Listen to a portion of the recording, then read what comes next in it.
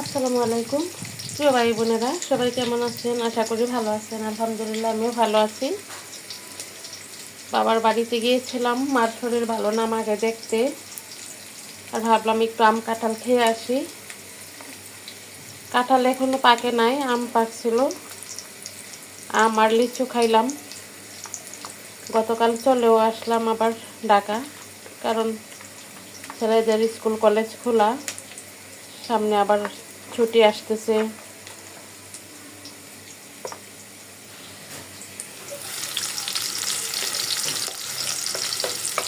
কালকে এসে শুধু ডিম ভেজে রাতে ভাত খাইছিলাম। এখন ভাবলাম গরুর মাংস রান্না করি, তার জন্য বসাই দিলাম চুলায় হাঁড়ি। আজকে সরিষার তেল দিয়ে আমি রান্না করব। তেলে পেঁয়াজ আর এলাচ দারুচিনি দিয়ে দিলাম। এখানে মাংসটাও সব মশলা দিয়ে দিলাম। এখন আমি মাখায় শুধু বসায় দিব।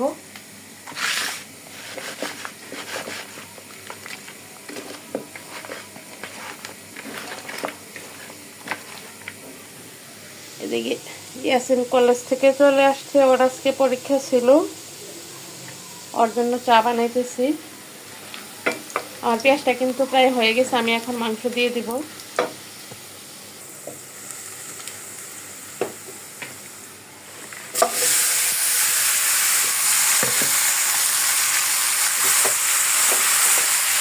মাংসটা আমি অল্প করে দুটা আলুও দিব, আবার কয়টা কাঁঠালের বিচি দিব, আর ডাল রান্না করব, কাঁকল ভাজি করব। আমি আগে বড় ছেলের চাটা রেডি করে দিই। কথা বলতে বলতে মাংসতে তেল দিতে ভুলে গেছি, আমি একটু সরিষার তেল কাঁচা দিয়ে দিই,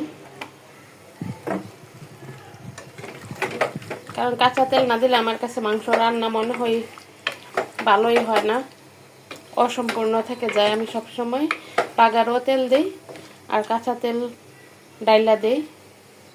যে তেলটা আমি তরকারিতে দিব অর্ধেক দিয়ে বাগার দিই আর অর্ধেক কাঁচা দিই।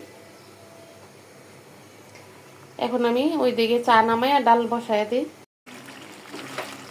মাংসটা কষানি প্রায় হয়ে গেছে, আমি এখন কাঁঠালের বিচি আর আলু রেডি করে দিয়ে দিব। এখন আরেকদিকে মসুর ডাল বসায় দিলাম। মাংস, তরকারি, ভাত, কারকল ভাজি সব হয়ে গেছে। এখন আমি অল্প করে একটু কলমি শাক রান্না করতেছি, তার জন্য বসাই দিলাম বাজারের পেঁয়াজ, রসুন আর কাঁচামরিচ। আর শাক ওইদিকে ভাপ হইতেছে, আমি লবণ দিয়ে ভাপ বসাই দিচ্ছি।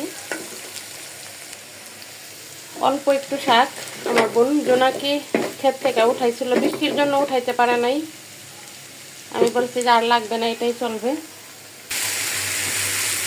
বাড়ির শাক সবজি কিন্তু আসলেই অনেক ভালো লাগে, কারণ এগুলোতে সার টার কিছু দেওয়া হয় না, একদম ফ্রেশ, খেতেও অনেক টেস্টি হয়।